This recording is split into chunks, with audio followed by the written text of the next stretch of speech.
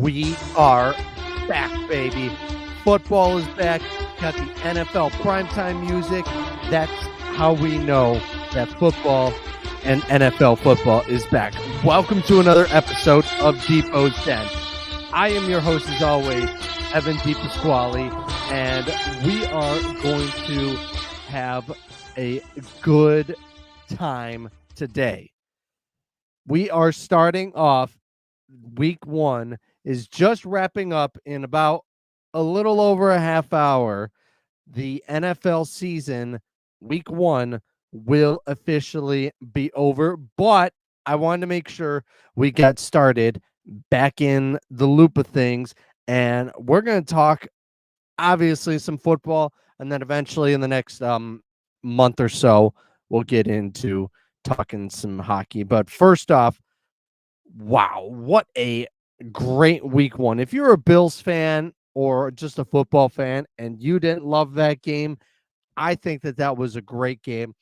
Bills win in the opener against the Arizona Cardinals, a close one, a really close one. Something that I wasn't, it was too close for comfort, but the Bills came out with the win, a big 34-28 victory. The Bills were down 17-3 in the second quarter, came back and was able to get the big victory. I think was a huge starting point for the Bills. If you have a comment or a question about what you saw from the Bills game, if you have any questions that maybe I could answer, or if you want any questions for week two coming up on Thursday night, it's a quick turnaround, baby. Another game against the Miami Dolphins. Leave a comment or tweet at me at Evan Depot2. I will, if I don't get it to you, I will make sure to try to answer that in the next episode. I might do a reaction show after the game on Thursday night. We'll see how it goes, but I think I'm going to try and, do these on either Mondays or Thursdays, since I didn't start off last week with it officially being week one. I just figured why not just focus on making sure that we just go over week one, and I'll talk a little bit about the Monday night game. Obviously, it's Aaron Rodgers opening night, entry ever since this will be his first time back since week one of last year because of the Achilles injury. But all around, what a great game from Josh Allen. He went from 18-23 for 232 yards, 2 passing touchdowns, but he also did his work on the ground as well. 9 carries for 39 yards and 2 touchdowns. So he accounted for 4 touchdowns the entire game. All around great performance for Josh Allen. I think this is his first step to possibly winning MVP. I'm not going to make an MVP vote just yet because I feel like basing stuff off of week one, I think right now you could say Josh Allen's the favorite, but it's only September, everybody. Let's just slow down. It's going to be a long, long season. But Josh Allen basically plays Superman once again. The Bills get a big victory in week one. James Cook led all Bills runners on the ground. He had 19 carries for 71 yards. He had 103 all-purpose yards. Another reason why he is such a dynamic weapon. He's able to not only make plays out of the running the ball, but also catching the ball. So I think that this was a really good sign for the Bills after week one. Keon Coleman led the team with receiving for 4 catches for 51 yards. It felt like, again, like we've been talking about the entire offseason, wide receivers by committee. The loss of Stephon Diggs was huge, but now that they still have a bunch of good wide receivers, but you don't really have a true number one. I think Keon Coleman by the end of this year could be the Bills' number one, or Khalil Shakir, one of those two.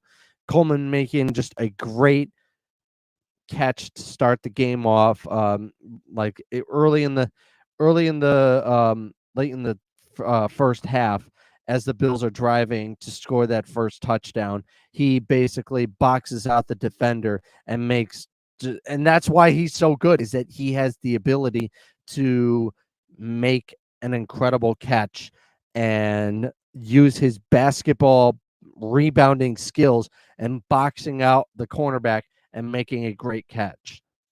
That's what I liked a lot from Keon Coleman.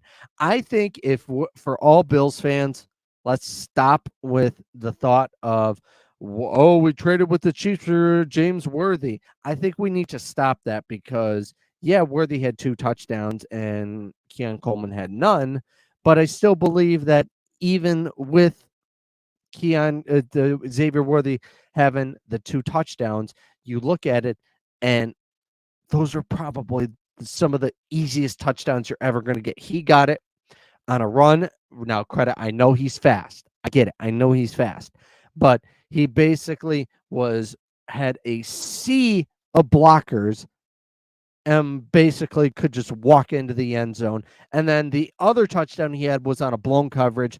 So we need to just stop right now about being upset that the Bills traded the pick that ended up being Xavier Worthy. Because what if the Bills didn't trade the pick and still took Keon Coleman? I think we would. I think that's what really Bills fans were upset about and probably still are upset about. And those people need to grow up because Xavier Worthy might be great. We don't know. It's only been one game. And so far, I've liked what I've seen from Coleman because he has found ways to get open and Worthy has used his speed. And if you're going to keep, complaining about Keon Coleman and the whole Xavier Worthy thing, then you're letting the Chiefs get in your head. And that's an issue for Bills fans that I think we need to get rid of, is that Bills fans need to stop worrying about the Kansas City Chiefs. Period. End of story. They need to stop worrying about what's going on with the Kansas City Chiefs and just focus on themselves, is really what it all comes down to, is that just, in all honesty, we have gotten to a point where we have some pretty solid wide receivers. And again, it's only one game. I'm not going to jump too far ahead of him, but I thought so far in week 1, Keon Coleman had the better week 1 performance over Xavier Worthy. Yes, Xavier Worthy got in the end zone twice, but I think Keon Coleman realistically had the better wide receiver game. That's all I just wanted to say. I think that yesterday was the first step for Josh Allen to try and win MVP. And really, he honestly, in one game, shut up all the people that said he was overrated, because I think that you look at it and he put the team on his back. He literally carried the Buffalo Bills yesterday to a victory. He jumped over Budda Baker, who is one of the best safeties in the NFL. And it's absolutely ridiculous that people were calling him overrated. It's stupid. I know they're doing it for clicks, and obviously they were wrong. And NFL executives saying he's overrated, doesn't have awareness at the line of scrimmage. I think he has some of the best awareness at the line of scrimmage. You saw even on one of the touchdowns, he changed the play. That's what we're seeing from Josh Allen. And this is, I think, if we look at, what Kyle Brandt said, and I really like this point that he said about MVP, is that sometimes you want to look for a good story, and Josh Allen is a good story. He really had an incredible, start to the season. We're going to start going up from here. And I think that really, in all honesty, I could definitely see we're going to start to see more of,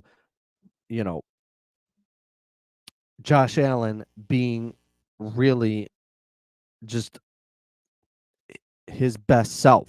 I think we're going to see, really, like we talked about, a more happier Josh Allen. I'm not trying to say Diggs was the problem, but I feel like now he doesn't have to worry about trying to find Stephon Diggs, that he can just go out, find the open man. It was a shaky start to start the game, but again, it's week one. People were I was seeing people complaining about that. Oh, this possibly couldn't be, possibly that we're gonna miss the playoffs because of one bad half.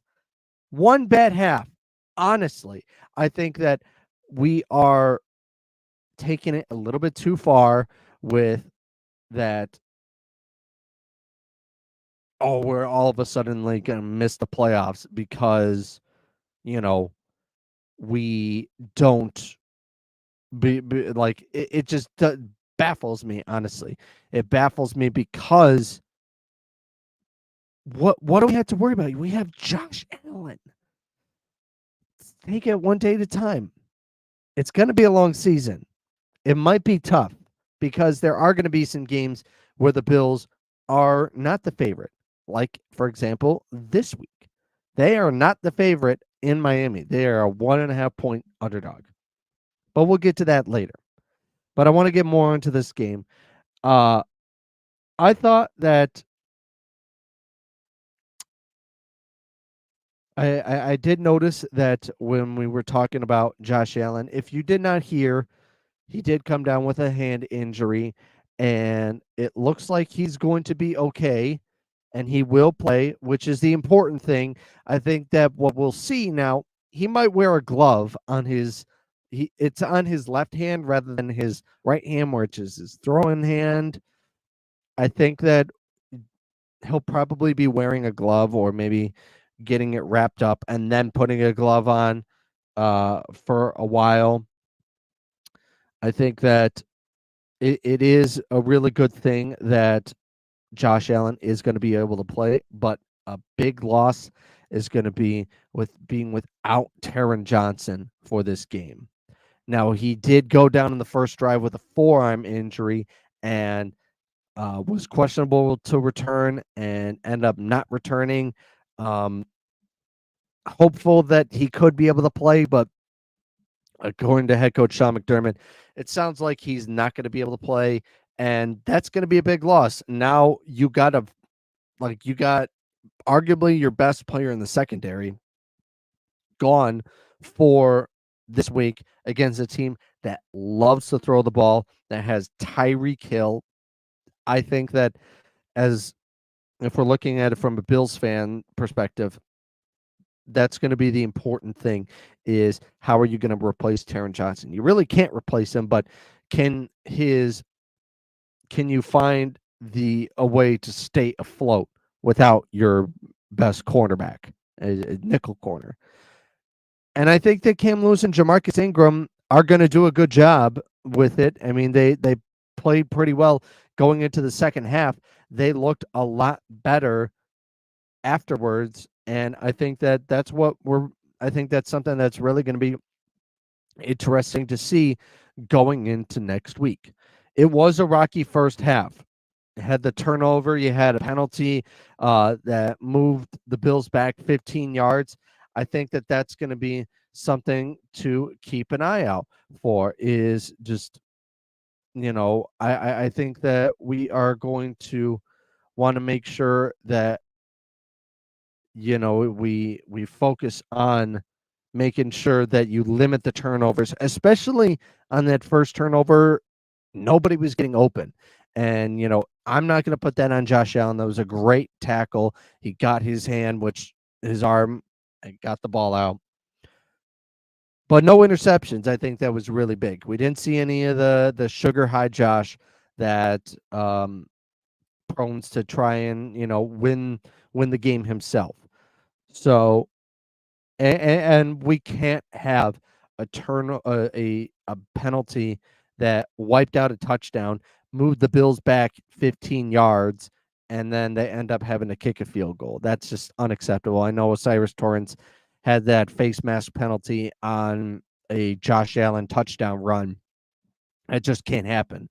Bills cannot afford to be taking penalties in the red zone. Also, Josh Allen cannot be only having 2 passing attempts with 2 minutes to go in the first half. Until the 2-minute warning, he only had 2 pass attempts. That is unacceptable. Can't happen. I think that eventually they made the second half adjustments, and eventually it started to click, and we saw the Josh Allen offense that we were really expecting, was to see him just march right down the field, score, I think, 4 times in the second half. I do love that they were able to double dip going into the end of the half and then scoring another touchdown to take the lead. I think that that was mightily important for the Bills going into, the half, and that's what really was the big turnaround, was them being able to double dip. All right. I know some people might be upset with how the kickoff went, and that the Cardinals got a kickoff return for a touchdown right after the Bills scored a touchdown to go up 11. But let's be clear here. It is a sign of, this is what the NFL wants. And I feel like if teams are just going to be like, oh, well, you know what, we're just going to boot it through the end zone, I think that that's ridiculous. I think that if teams are just going to boot it out of the end zone, then we're back to where we were last year, where just teams were just like, I'm not going to take a chance. I'm just going to boot it through the end zone. Well, then that takes the fun out of what they're looking for in the kickoffs. People want to see returns. It makes it exciting. The Bills had a return of 53 yards in that game. Seriously.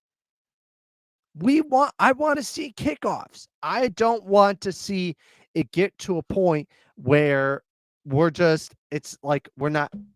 It's just like, if you need to go to the bathroom, we'll just go during the kickoff because nothing is about to happen.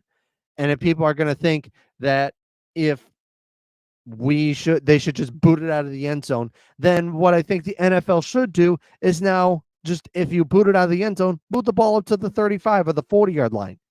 Give them a shorter field. Make it a point to hit that landing zone to where you want the ball to be kicked off. That's what the NFL needs to do.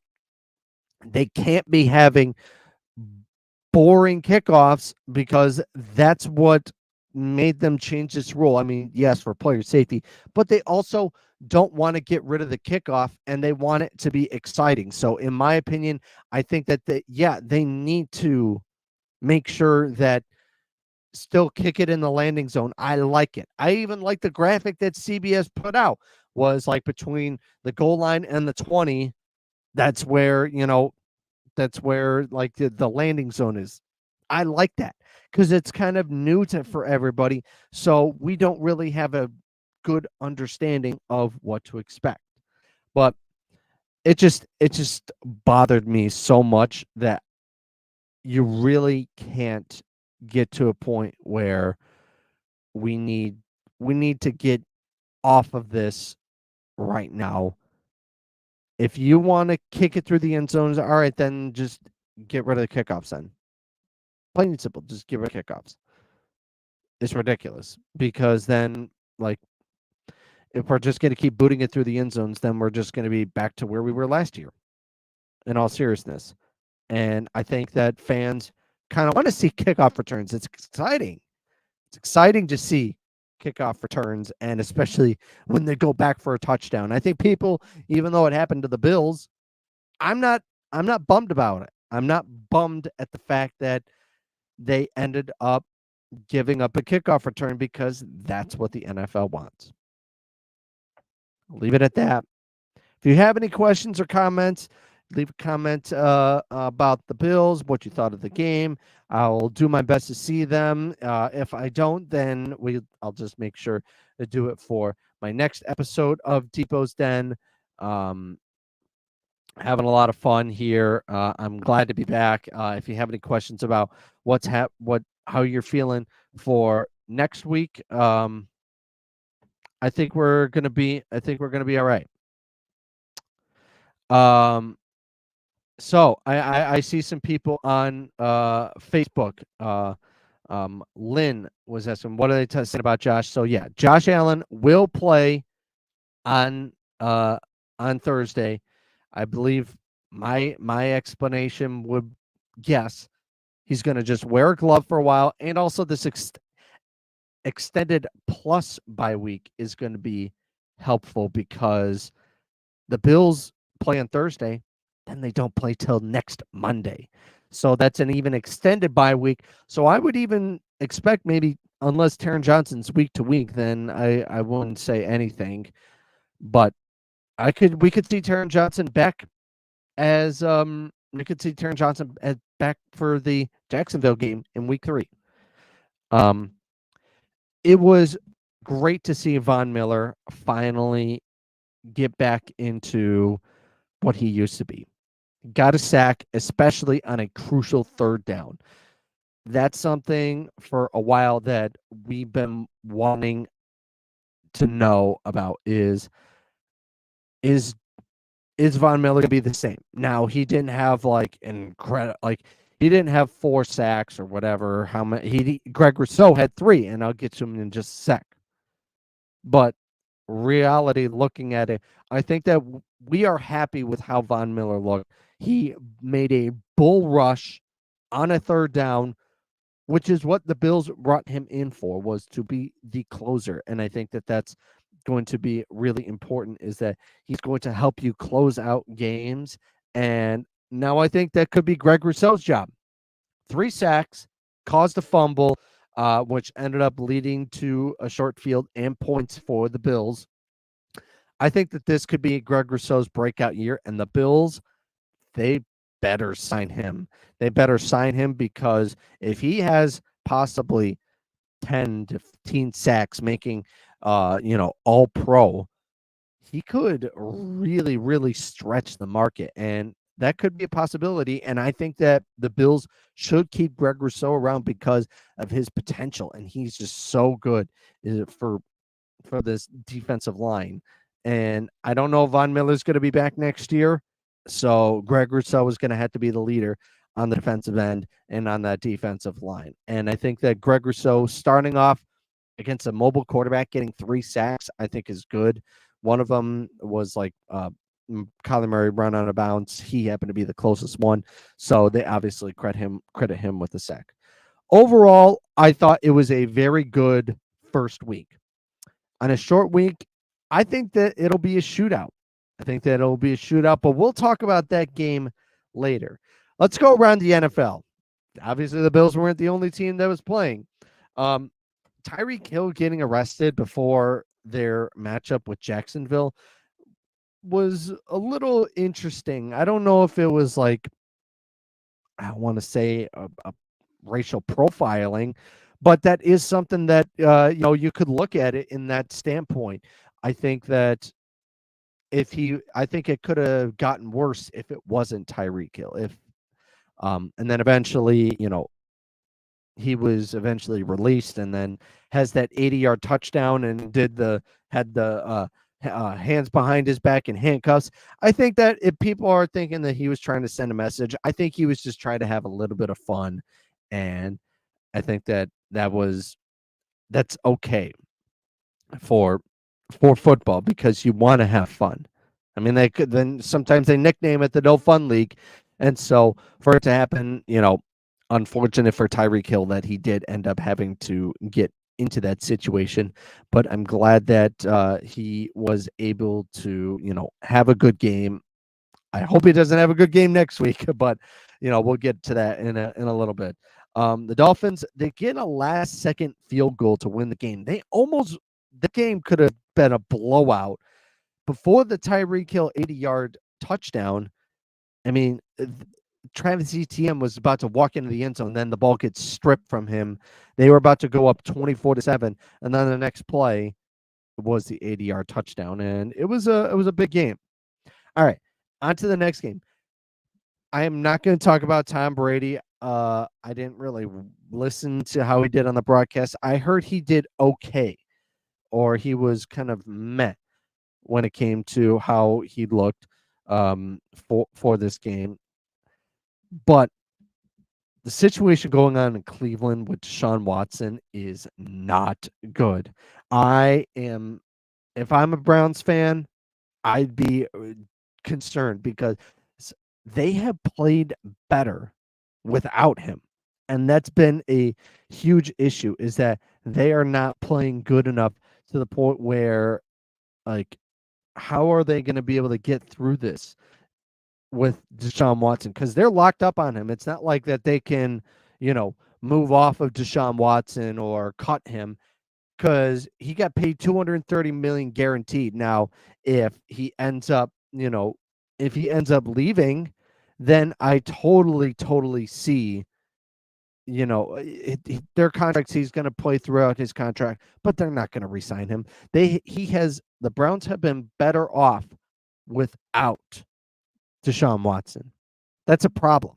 That is a huge problem if you are a fan of the Cleveland Browns, that your $230 million quarterback is not producing the way he should be, and that is an issue. He had 45 attempts. I don't remember off the top of my head his completion percentage, but he had 169 yards and 2 picks and a 33-17 loss.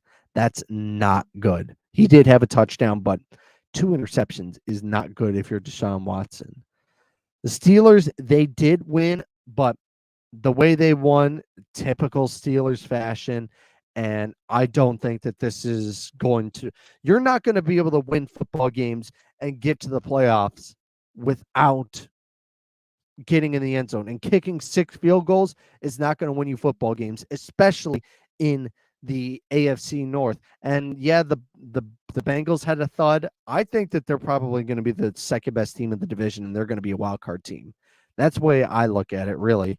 And in all honesty, the 2 bottom feeders are going to be Cleveland and Pittsburgh. That's just how I look at it. They did not look good. The Panthers. The Panthers are one of the worst teams in the NFL. And I feel bad for Panther fans. You had Cam Newton. He was incredible, and then he got injured, and then you let him go. And then you're hoping that Bryce Young looks good, and he might be a bust from what we've been seeing so far. The Buccaneers, Baker Mayfield might have now found his permanent home, and I hope that he finishes out his career with the Buccaneers. I think that they're a great team. So I'm hopeful for them. I think that they're going to challenge the Falcons, and I think the Falcons aren't going to win the NFC South. I think it's still going to be Tampa Bay. I will put it down that Tampa Bay will win the NFC South this year. Daniel Jones, let's get on this. First off, for the Giants, those uniforms are absolutely hideous. The fact that they brought those beyond the grave, bizarre. If you were going to do a Giants jersey that people would actually enjoy, you should have done it from when they were in the 90s, because those ones are hot. Look at the Seattle Seahawks. They wore their throwback jerseys for their first home game, and they looked hot, and they were great. These ones for the Giants should have been burned, buried, never seen ever again. And unfortunately, here we are, the practically a look-alike of the Montreal Canadiens. That is what we're seeing. And Daniel Jones, he looked bad, and he played even worse. And he's going to cost Brian Daboll a job in New York, and it's unfortunate because Brian Daboll is such a good head coach. Maybe he would end up coming to Buffalo. They need to get off of Daniel Jones. He will be benched. I guarantee it. Daniel Jones will be benched. And you let Sam Darnold come in. And Sam Darnold, I thought he had a pretty good performance. And I think that now he doesn't have a rookie possibly, going to take his spot because of JJ McCarthy's injury. I think I think that he'll have a solid season. Now, do I think that the Vikings will make the playoffs? Probably not, but I think that that's going to be they could if Jordan Love's out for a long time. And that was really unfortunate that on practically the last play of the game, Jordan Love ends up spraining his MCL. He'll probably be week to week. All right, on to Monday Night Football. It is probably started right now, but I'm just going to give my quick thoughts. I think that this is Aaron Rodgers' second return to Monday Night Football after only playing 4 snaps last year against the Bills and then rupturing his Achilles. He better get the ball out quickly because the 49ers, I think, are going to get to them. But also, I think that the Jets are going to get to Brock Purdy. They are both sort of immobile quarterbacks. And I think that this is going to be a tough day. But I'm going to take a 20-17 49ers win. Now, that's without Christian McCaffrey. I get it. But I think that George Kittle could have a great game and possibly even Deebo Samuel because I think that Ayuk will probably be guarded by Sauce Gardner, and one of those guys will have a big game. All right.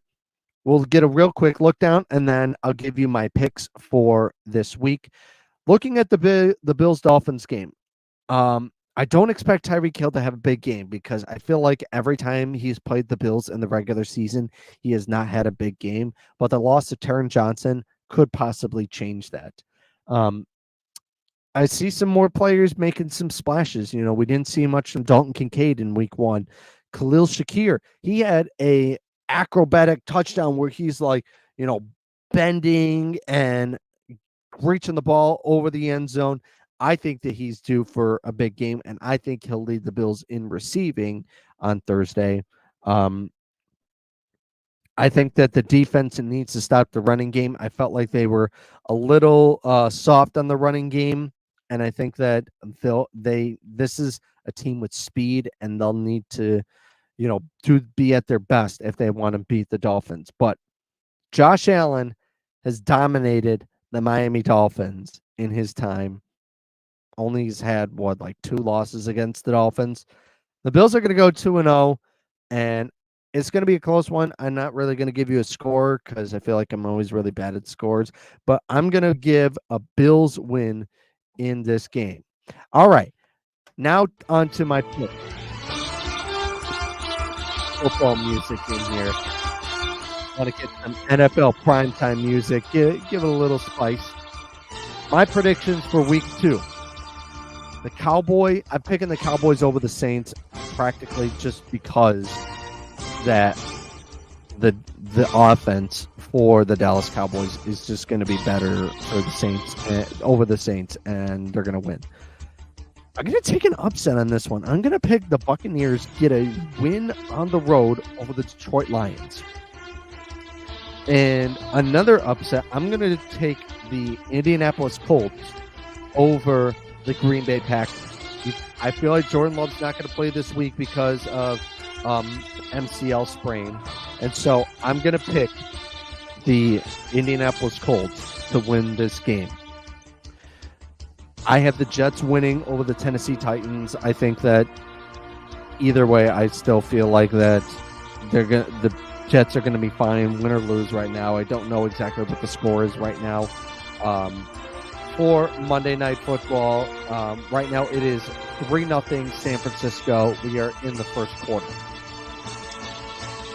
All right, back to it. And speaking of the 49ers, I think that they're going to win over the Vikings. The Vikings just played a really bad team, and I think that if we're looking at it, the 49ers win or lose, they're going to win this week. I'm going to take the Seahawks over the New England Patriots. Commanders are going to beat the Giants. The Giants are going to be the worst team in football, my prediction, and they will have the number 1 overall pick. I'm going to take the Chargers over the Panthers. Now, the Panthers are another team I could see being really bad this year. The Jaguars, they're over the Browns. I'm not a fan of Cleveland at all, and the Jaguars almost beat Miami. I really like the Jaguars in this game. Ravens almost beat the Chiefs on opening night. They're going to get a win over the Raiders. I'm going to take the Rams over the Cardinals. The Cardinals looked pretty good, and so did the Rams on the road. So I'm going to go with the Rams over the Cardinals. This one is a little bit of a sneaky. I'm going to say the Broncos win over the Steelers. The Steelers did not impress me. Yeah, their defense looked great. But again, we're talking about a team that literally won kicking 6 field goals. You're not going to be able to win in the NFL that way. Then we're going to go with the Chiefs over the Bengals. This is going to be the game of the week, in my opinion. I'm excited about that game, but I'm going to take the Chiefs over the Bengals. And then Texans. I'm going to take them over the Bears. It did not look pretty for Chicago in that game. So I'm going to take the Texans. And then on Monday Night Football, we're going to go Eagles over the Falcons. All right. There's my picks. Thanks for everybody for tuning in to this episode of Depot's Den. We will see you next week, and hopefully we'll be talking about another win for the Buffalo Bills, and they're talking about a 2-0 Buffalo Bills team. We'll see you next time. Thanks for watching. Thanks for everybody who commented. Thanks for everybody listening. I'll make sure to post this up on if you want to listen back to it, we'll make sure that it's up. So thanks for listening to this episode of Depot's Den. We will see you next time.